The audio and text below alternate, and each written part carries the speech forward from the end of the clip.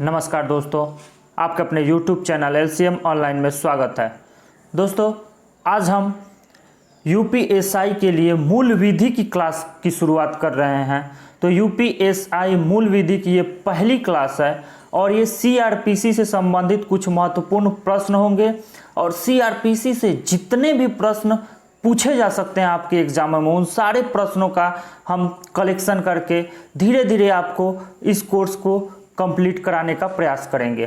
दोस्तों, तो हम बात करेंगे मूल विधि की और दंड प्रक्रिया संहिता। मूल विधि में दो तरीके से पढ़ा जाता है दोस्तों, एक है भारतीय दंड संहिता और दूसरा है दंड प्रक्रिया संहिता।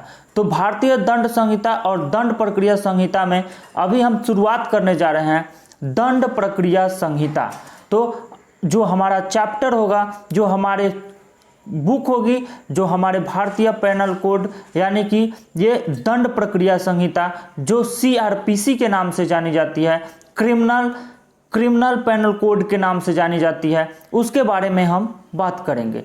तो दोस्तों, यदि आप चैनल पर नए हैं तो चैनल को सब्सक्राइब कर लें, बेल आइकन प्रेस कर लें, क्योंकि यूपीएसआई में जितने भी पूछे जा सकने वाले हैं उन सारे धाराओं का, उन सारे फैक्ट का हम यहाँ पर कलेक्शन करके आपके सामने लेकर के आए हैं। तो दोस्तों, अगर हम बात करें दंड प्रक्रिया संहिता की, तो दंड प्रक्रिया संहिता भारत में 1 अप्रैल 1974 को लागू किया गया था। दोस्तों, 1 अप्रैल 1974 ये डेट बहुत ही महत्वपूर्ण है दोस्तों आपके एग्जाम के दृष्टिकोण से। यदि आपसे प्रश्न पूछे दंड प्रक्रिया संहिता भारत में कब लागू किया गया था, तो दंड प्रक्रिया संहिता सीआरपीसी कब लागू किया गया था? 1 अप्रैल 1974 को। दोस्तों, हम इसमें 37 अध्याय, कुल कितने अध्याय हैं? 37 अध्याय। इसमें कुल कितने अध्याय हैं? 37 अध्याय, 484 धाराएं हैं इसमें। अगर कहे सीआरपीसी में कुल कितनी धाराएं हैं, तो सीआरपीसी में 484 धारा, 37 अध्याय एवं 2 अनुसूची है। ये बहुत ही महत्वपूर्ण प्रश्न है दोस्तों। अगर आपने चैनल को सब्सक्राइब नहीं किया है तो बेल आइकन प्रेस कर ले, चैनल को सब्सक्राइब कर ले, ताकि अगली बार जब इस तरह की वीडियो मिले तो आपको नोटिफिकेशन मिलता रहे। दोस्तों, अगर हम बात करें दंड प्रक्रिया संहिता की, तो दंड प्रक्रिया संहिता कब लागू की गई थी? 1 अप्रैल 1974 को लागू की गई थी। दंड प्रक्रिया संहिता में 37 अध्याय हैं और कुल कितने धारा हैं? तो 484 धारा। और अनुसूचियों की संख्या कितनी है? तो अनुसूचियों की संख्या 2 है। अगर हम बात करेंगे भारत में, मान लीजिए अगर 1 अप्रैल 1974 को दंड प्रक्रिया संहिता थी, तो आखिर हमारा भारत तो 1947 में आजाद हो गया था, तो इसके पहले भी इस प्रकार के कोई कानून थे? तो जी हाँ दोस्तों, भारत में इसके पहले 1898 की दंड प्रक्रिया संहिता लागू थी। जो अंग्रेजों के जमाने में दंड प्रक्रिया संहिता लागू की गई थी, उस दंड प्रक्रिया संहिता के अनुसार भारत में कार्य किया जाता था। और दोस्तों, ये जब इसमें सुधार किया गया, संशोधन करके 1 अप्रैल 1974 को लागू किया गया था। दोस्तों, अगर हम बात करें सीआरपीसी की, कि सीआरपीसी क्या है, तो सीआरपीसी दंड प्रक्रिया संहिता का संक्षिप्त नाम है। सीआरपीसी क्या है? तो सीआरपीसी दंड प्रक्रिया संहिता का संक्षिप्त नाम है। तो दोस्तों, अगर हम बात करेंगे सीआरपीसी, कोई भी यदि आपसे प्रश्न पूछे, यहाँ पे 4 प्रश्न बन के निकलते हैं। पहला प्रश्न, दंड प्रक्रिया संहिता कब लागू की गई थी? तो 1 अप्रैल 1974 को। फिर दंड प्रक्रिया संहिता में कुल कितने अध्याय हैं? 37 अध्याय हैं। दंड प्रक्रिया संहिता में कुल कितनी धारा हैं? तो 484 धारा हैं। और दंड प्रक्रिया संहिता में कुल कितनी अनुसूचियां हैं? तो दंड प्रक्रिया संहिता में कुल कितनी अनुसूचियां हैं? 2 अनुसूचियां हैं। और दंड प्रक्रिया संहिता 1 अप्रैल 1974 के पहले कौन सी दंड प्रक्रिया संहिता लागू थी? तो 1898 की दंड प्रक्रिया संहिता लागू थी। दोस्तों, अगर हम बात करेंगे कि सीआरपीसी क्या है, सीआरपीसी क्या है, तो दोस्तों आइए समझते हैं सीआरपीसी क्या है। बहुत ही महत्वपूर्ण पॉइंट है दोस्तों, एकदम अच्छे से और एकदम कॉन्सेप्ट क्लियर करके देखेंगे। जब कोई अपराध किया जाता है, मान लीजिए कोई अपराधी है और अपराध करता है तो वो अपराधी हो जाता है। तो जब कोई अपराध किया जाता है तो सदैव दो प्रक्रियाएं होती हैं। अगर जब कोई अपराध होता है तो दो प्रक्रियाएं होती हैं जिन्हें पुलिस अपराध की जांच करने में अपनाती है। अब मान लीजिए कोई अपराध होता है तो उसमें सदैव कितनी प्रक्रियाएं होती हैं? दो प्रक्रियाएं होती हैं, और उसी के आधार पर पुलिस क्या करती है? जांच करती है, जांच करने में अपनाती है, उसी दो प्रक्रियाओं को जांच करने में अपनाती है। तो एक प्रक्रिया पीड़ित के संबंध में और दूसरी आरोपी के संबंध में होती है। यानी कि एक जो अपराध करता है और जो एक जिसके साथ अपराध होता है, यानी एक पीड़ित होता है और एक अपराधी होता है, ये दो ही प्रक्रियाएं होती हैं। तो सीआरपीसी में इन प्रक्रियाओं का ब्यौरा दिया गया है। यानी अगर हम सीधे सीधे शब्दों में कहें तो सीआरपीसी क्या है, तो सीआरपीसी में दो प्रक्रियाएं होती हैं। दो प्रक्रियाएं होती है, एक में अपराधी होता है और दूसरे में आरोपी एक में और आरोपी होता है, अपराधी होता है, और दूसरे में पीड़ित होता है। और जब इन दोनों की बातें न्यायालय में सुनी जाती है और जिनके आधार पर निर्णय लिया जाता है तो वो सीआरपीसी की प्रक्रिया का ब्यौरा करने के लिए दिया गया है। तो दोस्तों सीआरपीसी की प्रक्रियाओं का ब्यौरा इसी में दिया गया है। अगर हम बात करें, ये जो सीआरपीसी है ये पूरे भारत में लागू है, पूरे भारत में लागू है। तो जब 1974 में 1 अप्रैल 1974 को बनी थी, जब ये सीआरपीसी 1 अप्रैल 1974 को बनी थी, तब तो जम्मू कश्मीर भारत का राज्य का दर्जा नहीं दिया गया था। तो उस समय क्या था, वो जम्मू कश्मीर में लागू नहीं था। तो वहीं पर इस बात का जिक्र किया गया है कि जम्मू कश्मीर को छोड़कर सभी राज्यों में लागू था। सीआरपीसी क्या था? जम्मू कश्मीर को छोड़कर सभी राज्यों में लागू था। देखिए ये प्रश्न बहुत ही महत्वपूर्ण है दोस्तों, ये पक्का आपके पेपर में आएगा, पक्का पेपर में आएगा, क्योंकि जम्मू कश्मीर पुनर्गठन अधिनियम 2019 के अंतर्गत अब जम्मू कश्मीर में भी लागू कर दिया गया है। यानी पेपर में कैसे प्रश्न बनेगा आपके? तो पेपर में प्रश्न बनेगा दोस्तों कि जम्मू कश्मीर पुनर्गठन अधिनियम भारत में जम्मू कश्मीर में दंड प्रक्रिया संहिता लागू है या नहीं है। तो अब तो लागू कर दिया गया है। तो कहेगा किस अधिनियम के तहत जम्मू कश्मीर में दंड प्रक्रिया संहिता लागू की गई है? तो जम्मू कश्मीर में पुनर्गठन अधिनियम 2019 के अंतर्गत जम्मू कश्मीर में भी अब लागू कर दिया गया है सीआरपीसी को।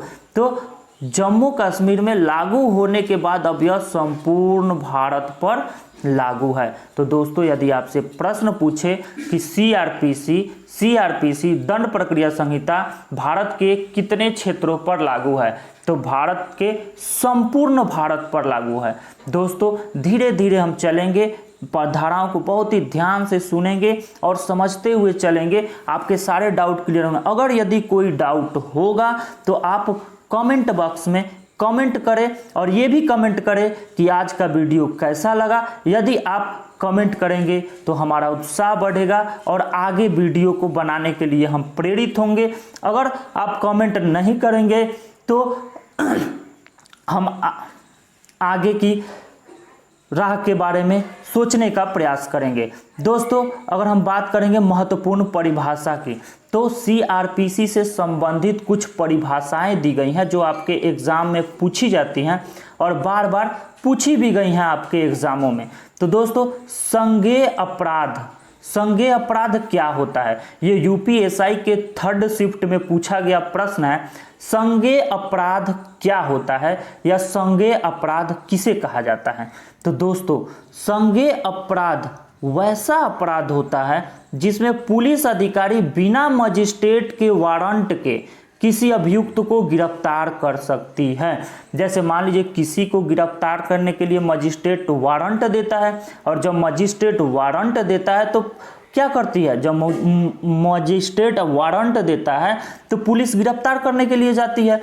तो किसी भी अभियुक्त को गिरफ्तार कर सकते हैं और इसमें बिना वारंट के गिरफ्तार कर सकते हैं। मजिस्ट्रेट वारंट देती है तब गिरफ्तार कर सकते हैं, लेकिन इस प्रकार के अपराध में जो संज्ञेय अपराध होगा, इस प्रकार के अपराध में जो संज्ञेय अपराध होगा, इस प्रकार के अपराध में क्या होगा कि बिना मजिस्ट्रेट के वारंट के पुलिस गिरफ्तार कर सकती है। और दंड प्रक्रिया संहिता के धारा 2C बहुत ही इंपॉर्टेंट है दोस्तों, अगर आप इसे याद रखेंगे, धारा 2C यानी धारा 2C में CRPC धारा 2C के अंतर्गत क्या क्या प्रक्रियाएं बताई गई हैं।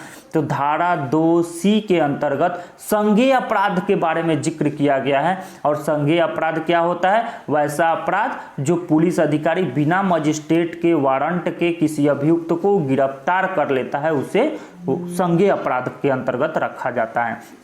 दोस्तों, धारा 302 के तहत दंड पाने की गिरफ्तारी इसी से भी संबंधित है। धारा 302 के तहत दंड पाने की वाली गिरफ्तारी इसी से संबंधित है। दोस्तों, चलते हम अपने अगले महत्वपूर्ण शब्दावली के तरफ। यदि वीडियो पर नए हैं तो चैनल को सब्सक्राइब कर ले, बेल आइकन प्रेस कर ले, ताकि अगला वीडियो आपके यहाँ नोटिफिकेशन के रूप में पहुँच जाए। दोस्तों, अगला जो पॉइंट है बहुत ही महत्वपूर्ण पॉइंट है दोस्तों। अगला है अन्वेषण या विवेचना। दोस्तों, ये शब्द आप लोगों ने बहुत सुना होगा। जब पुलिस थाने में जब कोई व्यक्ति जाता है तो विवेचना शब्द का इस्तेमाल सबसे ज़्यादा होता है। तो विवेचना क्या होता है, क्या होता है विवेचना दोस्तों? और विवेचना ये भी यूपीएसआई के फर्स्ट शिफ्ट में पूछा गया क्वेश्चन है। तो अन्वेषण या विवेचना क्या है, तो आइए बात करते हैं, देख लेते हैं, अच्छे से समझिएगा दोस्तों। विवेचना पुलिस अधिकारी करता है। विवेचना कौन करता है, यही प्रश्न पूछा गया था दोस्तों कि विवेचना कौन करता है। तो विवेचना पुलिस अधिकारी करता है और कोई नहीं करता है। विवेचना कौन करता है, विवेचना पुलिस अधिकारी करता है। और दूसरा प्रश्न इससे पूछा गया था, विवेचना का उद्देश्य क्या होता है, विवेचना का उद्देश्य क्या होता है। तो पहला प्रश्न तो यही बन जाएगा आपके एग्जाम में, विवेचना कौन करता है, तो विवेचना पुलिस अधिकारी करता है। दूसरा प्रश्न बन जाएगा आपसे, विवेचना का उद्देश्य क्या है। तो विवेचना का उद्देश्य है साक्ष्य एकत्रित करना है ताकि अभियुक्तों को सजा दिलाई जा सके। यानी जो साक्ष्य एकत्रित किया जाता है, साक्ष्य एकत्रित करना ही विवेचना कहलाता है, जो अभियुक्तों को सजा दिलाई जा सके। तो एक बार अगर हम बात करें विवेचना क्या है, तो विवेचना पुलिस अधिकारी करता है और कोई नहीं करता। विवेचना का उद्देश्य साक्ष्य एकत्रित करना ताकि अभियुक्तों को सजा दिलाई जा सके। दोस्तों, उम्मीद करते हैं आपको ये वीडियो बहुत ही अच्छा लगेगा। अगर हम बात करेंगे ये कौन से धारा के अंतर्गत इसको दिया गया है, तो दोस्तों दंड प्रक्रिया संहिता धारा 2H, तो 2C और 2H। 2C में क्या दिया गया था दोस्तों, 2C में, तो 2H में दिया गया है दंड प्रक्रिया संहिता धारा 2H में। दंड प्रक्रिया संहिता धारा 2H के अंतर्गत विवेचना की बात की गई है। किसकी, विवेचना की बात की गई है। दोस्तों, जो हमारा अगला शब्दावली होगा, हमारा अगला शब्दावली, पहले हम शब्दावलियों को जिक्र करेंगे, उसके बाद एक एक करके चैप्टर वाइज जो महत्वपूर्ण प्रश्न होंगे उन सारे प्रश्नों को देखेंगे। तो दोस्तों, हमारा अगला शब्दावली जो होगी वारंट मामला। वारंट के शब्द से कौन परिचित नहीं है दोस्तों? तो वारंट मामला क्या होता है, वारंट मामला क्या होता है दोस्तों? ऐसा मामला जिसमें मृत्यु दंड दिया जा सके, ऐसा मामला जिसमें मृत्यु दंड दिया जा सके, आजीवन कारावास या 2 वर्षों से अधिक की कारावास हो, वैसे मामले वारंट मामले के अंतर्गत आते हैं। तो दोस्तों, वारंट मामले कौन सा वारंट मामला क्या होता है? तो वारंट मामला ऐसा मामला होता है जिसमें मृत्युदंड दिया जा सके, आजीवन कारावास या 2 वर्षों से अधिक का कारावास हो। तो 2 वर्षों से अधिक की कारावास जिस मामले में होता है उसे वारंट मामला कहा जाता है और मामले वारंट मामला के अंतर्गत आते हैं और इसका जिक्र दंड प्रक्रिया संहिता धारा 2X के अंतर्गत, धारा 2X। तो दोस्तों अभी तक हमने धारा 3 बताई है, 3 धाराएं बताई हैं। सबसे पहली धारा कौन थी? धारा 2C, धारा 2C, धारा 2C। फिर दूसरी थी धारा 2H। तो धारा 2C के अंतर्गत क्या आता है? धारा 2C के अंतर्गत क्या आता है दोस्तों?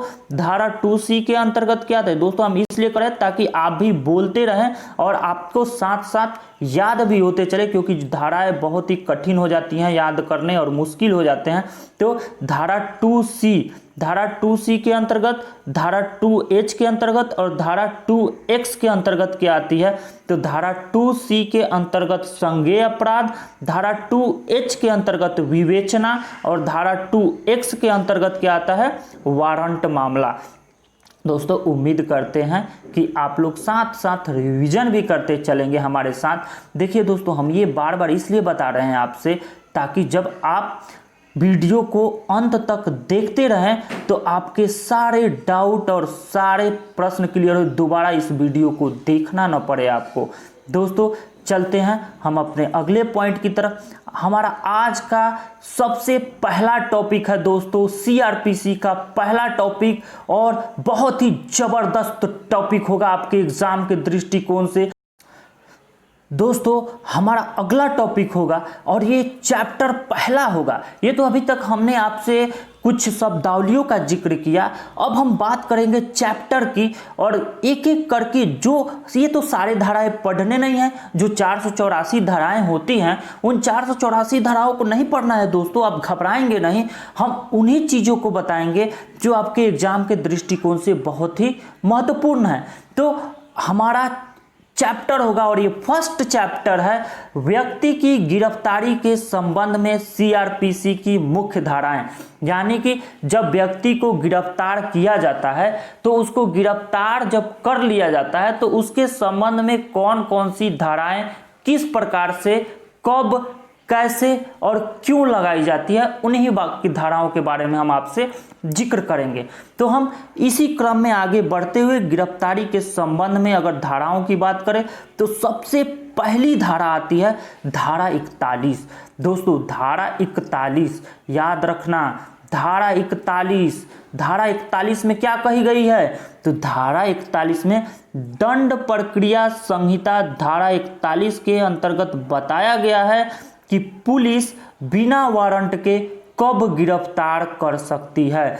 दोस्तों ये प्रश्न पूछा गया है यूपीएसआई के एग्जाम में और ये प्रश्न यूपीएसआई के एग्जाम में पूछा गया है, इसलिए आप इस प्रश्न को ध्यान से देखेंगे।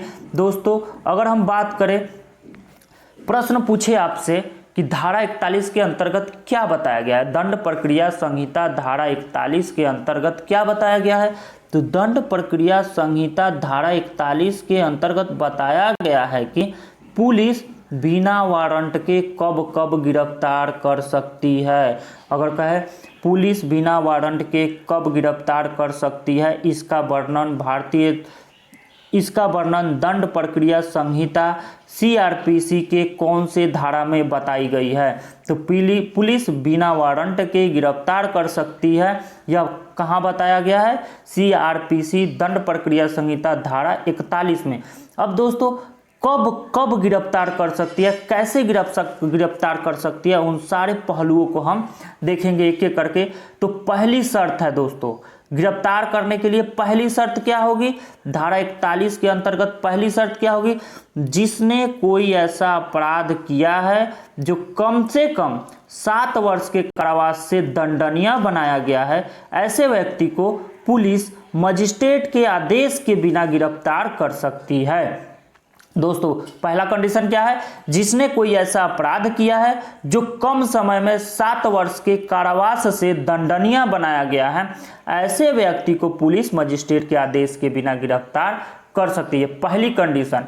दूसरी कंडीशन, भगोड़ा व्यक्ति को पुलिस वारंट के बिना गिरफ्तार कर सकती है। मान लीजिए जो ऐसा कोई व्यक्ति है जिसको भगोड़ा घोषित कर दिया, जैसे विजय माल्या भगोड़ा घोषित हो गया, विजय माल्या अगर भगोड़ा घोषित हो गया तो जैसे नीरव मोदी, विजय माल्या, ये भगोड़ा व्यक्ति घोषित हो गए हैं, तो अगर पुलिस चाहे तो इनको बिना वारंट के, पुलिस वारंट के बिना वारंट के भी इन भगोड़ा व्यक्ति को गिरफ्तार कर सकती है। और ये किसमें बताया गया है, धारा 41 के अंतर्गत इस प्रकार की गिरफ्तारी दी गई है। अगर हम बात करें अपने अगले पॉइंट के तरफ, तो हमारा अगला पॉइंट होगा पॉइंट नंबर सी, किसी व्यक्ति को यदि पता है कि कोई वस्तु चोरी की है, किसी व्यक्ति को यदि पता है कि कोई वस्तु चोरी की है और जानते हुए उस वस्तु को अपने पास रखता है, तो इस प्रकार के जो अपराध होते हैं वो गिरफ्तारी के संबंध में, यानी इस प्रकार के अपराध में पुलिस गिरफ्तार कर सकती है। जैसे मान लीजिए दोस्तों, एक एग्जांपल देते हैं हम यहाँ से। मान लीजिए कोई चोरी की बाइक होती है, आपको पता है कि वो बाइक चोरी की है और कोई बंदा बेच रहा है, तो चोरी की बाइक यदि आप खरीद लेते हैं, जब चोरी की बाइक खरीद लेते हैं तो पुलिस आपको गिरफ्तार कर सकती है। और इसके गिरफ्तारी के संबंध में कौन सी धारा कही गई है, धारा 41। धारा 41 में इस प्रकार की गिरफ्तारी के संबंध में दी गई है। तो दोस्तों धारा 41 के अंतर्गत गिरफ्तारी कब कब की जा सकती है, धारा 41 के अंतर्गत गिरफ्तारी कब कब की जा सकती है।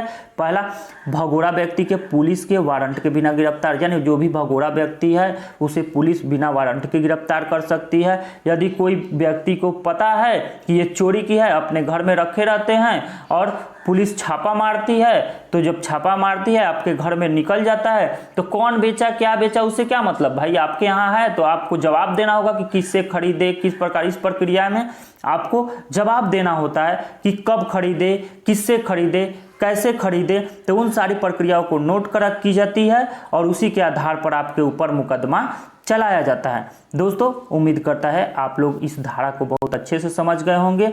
अगर हम बात करें अपने अगले धारा 42 में, तो धारा 42 में क्या दिया गया है दोस्तों, किस प्रकार की गिरफ्तारी। देखिए दोस्तों, हम पहला अध्याय पढ़ रहे हैं गिरफ्तारी के संबंध में, यानी कि गिरफ्तार कैसे होता है, क्यों होता है, कब होता है, उसके बारे में। तो धारा 41 में गिरफ्तारी कब होती है इसके बारे में जिक्र किया गया है। और धारा 42 में कहा गया है कि नाम एवं निवास बताने से इनकार करने पर पुलिस किसी को भी गिरफ्तार कर सकती है।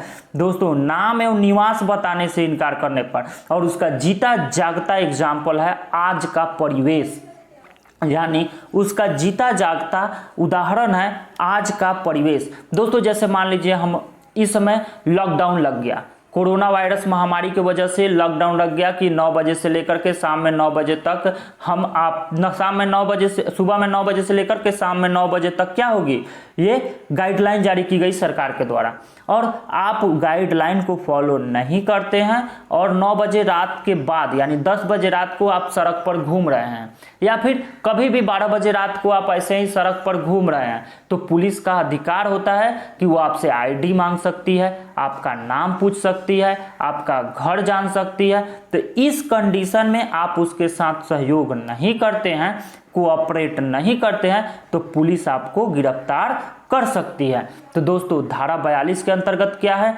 धारा 42 के अंतर्गत क्या है, धारा 42 के अंतर्गत है कि नाम एवं निवास नहीं बताने पर पुलिस आपको गिरफ्तार कर सकती है। और किस प्रकार से, जैसे मान लीजिए घूम रहे हैं, कोरोना महामारी में गाइडलाइन को फॉलो नहीं कर रहे हैं और आईडी मांग रही है और आप पुलिस को आईडी नहीं दिए, तो इस प्रकार से जब आप उसके साथ सहयोग नहीं करते हैं तो वो आपको गिरफ्तार कर सकती है। दोस्तों चलते हैं हम अपने अगले धारा के तरफ, एकदम धैर्य बनाए रखेंगे दोस्तों, बहुत ही अच्छे अच्छे पॉइंट होंगे। और ये तो भाई कॉमन चीज़ है ना, ये सब जानने बहुत ज़रूरी है आपके लाइफ में, ये लाइफ स्टाइल वाली बात है भाई, ये तो एक कॉमन आदमी को, एक शिक्षित व्यक्ति को ये सब बातों को जानकारी होनी चाहिए।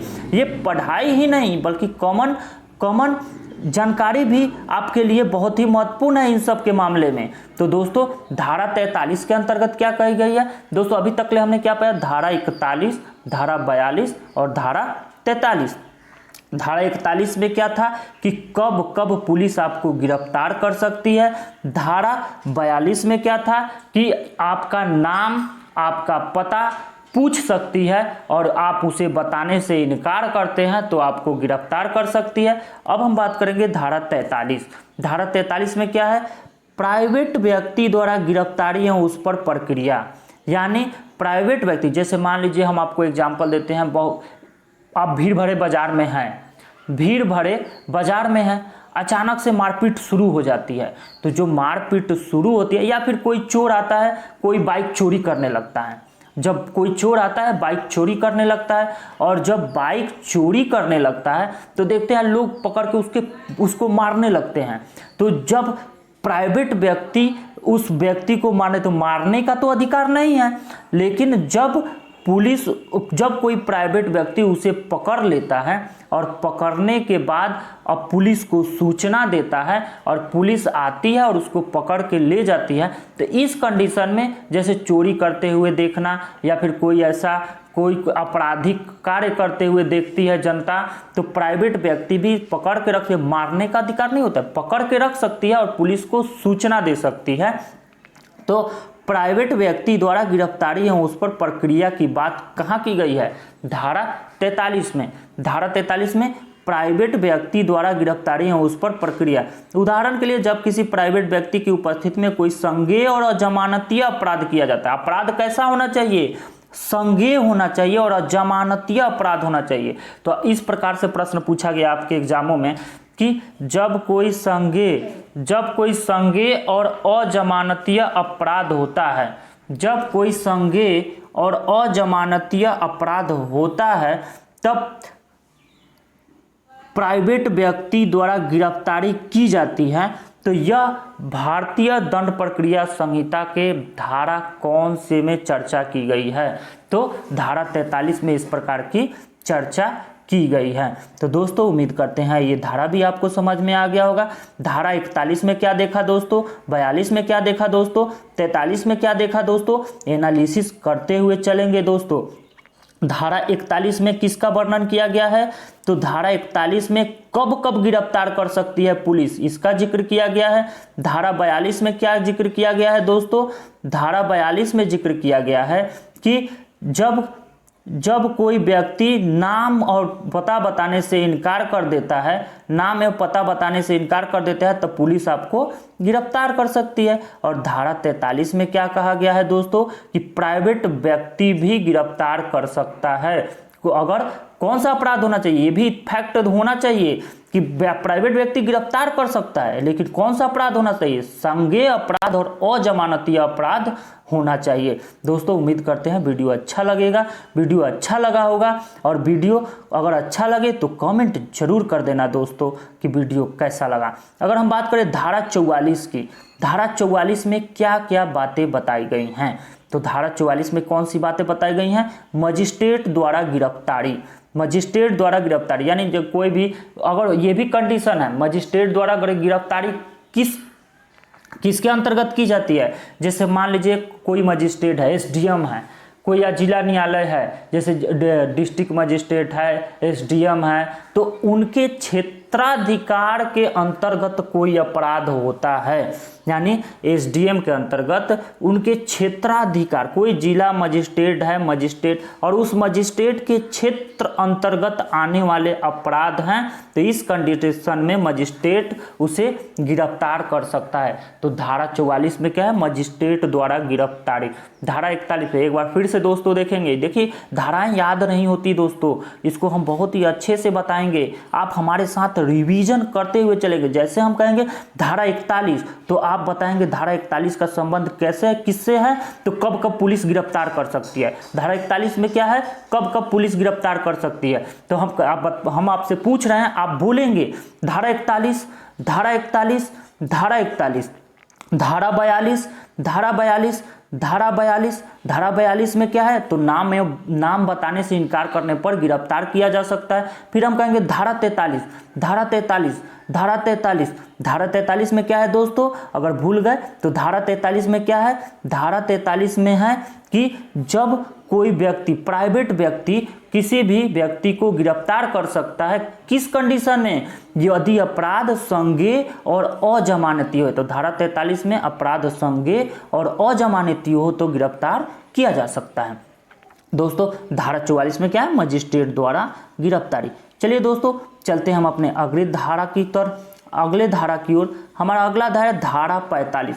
ये तो बहुत ही महत्वपूर्ण और बहुत ही इंपॉर्टेंट धारा है दोस्तों, क्योंकि ये 2 बार यूपीएससी में पूछा गया, एक ही साल 2 बार ये यूपीएससी में पूछा गया धारा 45। तो धारा 45 में क्या है, तो सशस्त्र बलों के सदस्यों की गिरफ्तारी में संरक्षण, यानी जो हमारे सशस्त्र बल हैं बीएसएफ, सीआरपीएफ, सीआईएसएफ, ईटीसी, मतलब जो हमारे अर्धसैनिक बल है, सशस्त्र बल हैं, उनके सदस्यों को गिरफ्तारी में कुछ संरक्षण दिया गया है। तो किस प्रकार का संरक्षण दिया गया है, चलिए देखते हैं। यदि कोई सशस्त्र बल का सदस्य ऑन ड्यूटी पर है, यदि कोई सशस्त्र बल का सदस्य ऑन ड्यूटी पर है तो उन्हें सिविल पुलिस गिरफ्तार नहीं करती है।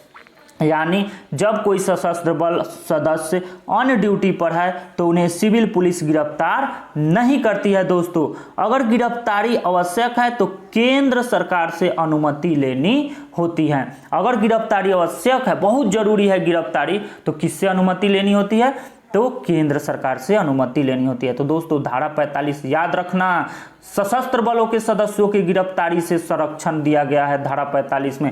जैसे बीएसएफ, सीआरपीएफ, सीआईएसएफ के गिरफ्तारी के संबंध में संरक्षण दिया गया है। अगर व्यक्ति ऑन ड्यूटी है तो उसे सिविल पुलिस कभी गिरफ्तार नहीं कर सकती है, और गिरफ्तारी जरूरी है तो किससे अनुमति लेनी होती है, केंद्र सरकार से अनुमति लेनी होती है। दोस्तों एक बार फिर से धारा 41, धारा 41, धारा 41, धारा 42, धारा 42, धारा 42, धारा 43, धारा 43, धारा 43, धारा 44, धारा 44, धारा 44, धारा 45, धारा 45, धारा 45।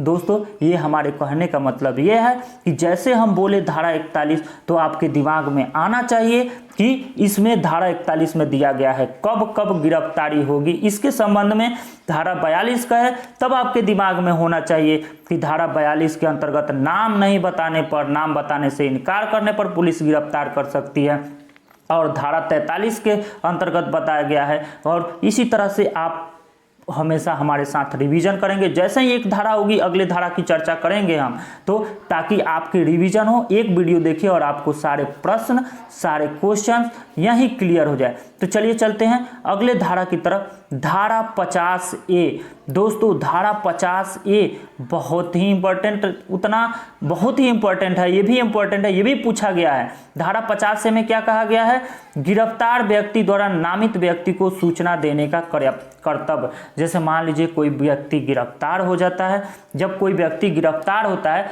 तो उसके साथ कौन कौन सदस्य शामिल है इसकी जानकारी उसको देना मस्ट होता है। जैसे मान लीजिए, नहीं तो इसका तो पुलिस जानते ही हैं, अगर गिरफ्तारी व्यक्ति द्वारा हो जाता है किसी व्यक्ति की, अगर पुलिस पूछताछ करती है, नहीं तो डंडे से मार के एकदम ठीक कर देती है। तो गिरफ्तारी व्यक्ति द्वारा नामित व्यक्ति को सूचना देने का कर्तव्य होता है। तो दोस्तों धारा 50 में ए में क्या किया गया है कि गिरफ्तारी व्यक्ति द्वारा नामित व्यक्ति को सूचना देने का कर्तव्य दिया गया है। दोस्तों धारा 51 में अगला हमारा धारा होगा धारा 51। धारा 51 में क्या कहा गया है, गिरफ्तार व्यक्ति की तलाशी। व्यक्ति जैसे ही गिरफ्तार किया जाता है उसकी तलाशी ली जाती है। क्या इसके पास कट्टा है, क्या इसके पास बंदूकें हैं, क्या इसके पास गोलियां हैं, क्या इसके पास बम हैं, तो गिरफ्तार किया जाता है। तो उसी गिरफ्तार की तलाशी, और इसी समय जब गिरफ्तार व्यक्ति की तलाशी होती है तो क्या क्या उसके पास सामान है, सामान क्या क्या उपलब्ध है, उन सारे सामान का एक नोट बनाया जाता है पुलिस अधिकारी के द्वारा, और उसको पुलिस जब्त कर लेती है। और जैसे ही अभियुक्त जमानत पर होता है, जैसे ही अभियुक्त जमानत होता है तो सारी वस्तुएं उनको वापस लौटा दी जाती हैं। दोस्तों धारा 51 में क्या है, गिरफ्तार व्यक्ति की तलाशी। यदि आपसे कहे गिरफ्तार व्यक्ति की तलाशी सीआरपीसी दंड प्रक्रिया संहिता के अंतर्गत कौन से धारा के अंतर्गत ली जाती है, तो गिरफ्तार व्यक्ति की तलाशी कौन से धारा के अंतर्गत, धारा 51 के अंतर्गत। तो दोस्तों चलते हैं, हमारा आज का आखिरी धारा होगा, और आज का आखिरी धारा होगा, यदि वीडियो आपने अच्छा लगा, आपको अच्छा लगा तो आप कमेंट करेंगे और चैनल को सब्सक्राइब जरूर कर लेंगे दोस्तों, क्योंकि अगली बार जब वीडियो मिले तो आपको इस तरह से और भी कुछ महत्वपूर्ण जानकारी उपलब्ध हो जाए। तो धारा 57 में क्या वर्णन किया गया है, धारा 57 कहता है गिरफ्तार व्यक्ति 24 घंटे से अधिक निरुद्ध नहीं किया जाएगा। 24 घंटे के अंदर मजिस्ट्रेट के समक्ष पेश किया जाता है। मान लीजिए जब कोई व्यक्ति को गिरफ्तार कर लेते हैं तो गिरफ्तार व्यक्ति को 24 घंटे के अंदर मजिस्ट्रेट के समक्ष पेश किया जाता है। दोस्तों 24 घंटे के अंदर मजिस्ट्रेट के समक्ष पेश किया जाता है। धारा कौन से में वर्णन है, तो धारा कितने में, धारा 57 में। और दोस्तों थोड़ा सा एक शब्द है जो आपके एग्जामों में पूछा गया था, हाजिर होने के लिए आदेशिकाएं कितने प्रकार की होती हैं। हाजिर होने के लिए आदेशिकाएं कितने प्रकार की होती हैं, तो दोस्तों हाजिर होने के लिए 2 आदेशिकाएं होती हैं। यही प्रश्न पूछा गया था, हाजिर होने के लिए आदेशिकाएं कितनी होती हैं, तो हाजिर होने के लिए 2 आदेशिकाएं होती हैं। पहला आदेशिका है सम्मन। सम्मन का मतलब बुलावा, इंग्लिश शब्द है सम्मन, और सम्मन का हिंदी होता है बुलावा। यानी जब कोई व्यक्ति आपराधिक गतिविधियों में लिप्त होता है तो उसे सम्मन किया जाता है, बुलाया जाता है। और यही सम्मन अगर 3 बार जारी किया जाता है और व्यक्ति पुलिस न्यायालय के समक्ष नहीं पहुंचता है, न्यायालय के समक्ष नहीं पहुंचता है, तो यही 3 बार, दोस्तों कितनी बार, 3 बार सम्मन जाता है। और 3 बार जब सम्मन जाता है, अगर 3 बार के अंतर्गत वो व्यक्ति नहीं सुनता है तो तब उस व्यक्ति के खिलाफ वारंट जारी किया जाता है। 3 बार सम्मन जाता है और सम्मन को नहीं सुनता है तब उसके वारंट जारी किया जाता है दोस्तों। तो दोस्तों सम्मन का जिक्र किसमें किया गया है, तो सीआरपीसी दंड प्रक्रिया संहिता धारा 61 में सम्मन का प्रयोग किया गया है। सम्मन शब्द यानी बुलावा शब्द का प्रयोग किया गया है। और वारंट शब्द का जिक्र किसमें किया गया है, तो धारा 70 सीआरपीसी दंड प्रक्रिया संहिता धारा 70 में वारंट शब्द का जिक्र किया गया है दोस्तों और भी अच्छे से इसको समझ लेते हैं, देख लेते हैं। अगर हम कहें सम्मन क्या होता है, तो अधिकतम 3 बार सम्मन भेजा जाता है, इसके बाद वारंट जारी कर दिया जाता है। और वारंट क्या होता है दोस्तों, वारंट न्यायालय द्वारा पुलिस अधिकारी को भेजा जाता है, न्यायालय द्वारा पुलिस अधिकारी को भेजा जाता है वारंट, और अभियुक्त को गिरफ्तार करने के लिए भेजा जाता है। यानी न्यायालय द्वारा पुलिस अधिकारी को भेजा जाता है जब अभियुक्त को गिरफ्तार करने के लिए, तब उसे क्या कहा जाता है, वारंट कहा जाता है। तो दोस्तों इस प्रश्न कैसे पूछेगा एग्जाम में, प्रश्न पूछेगा आपसे कि जब न्यायालय द्वारा पुलिस अधिकारी को भेजा जाता है अभियुक्त को गिरफ्तार करने के लिए, तब क्या कहलाता है, सम्मन कहलाता है, वारंट कहलाता है, तो वारंट कहलाता है। और वारंट क्या होता है, न्यायालय द्वारा पुलिस अधिकारी को भेजा जाता है अभियुक्त को गिरफ्तार करने के लिए। दोस्तों उम्मीद करते हैं आज का वीडियो बहुत ही अच्छा लगा होगा। तो यदि आप चैनल पर नए हैं तो चैनल को सब्सक्राइब कर ले, बेल आइकन प्रेस कर ले, ताकि अगली बार जब कोई नोटिफिकेशन आपको वीडियो बने तो नोटिफिकेशन मिल जाए। दोस्तों आज के लिए बस इतना ही। जय हिंद, जय भारत।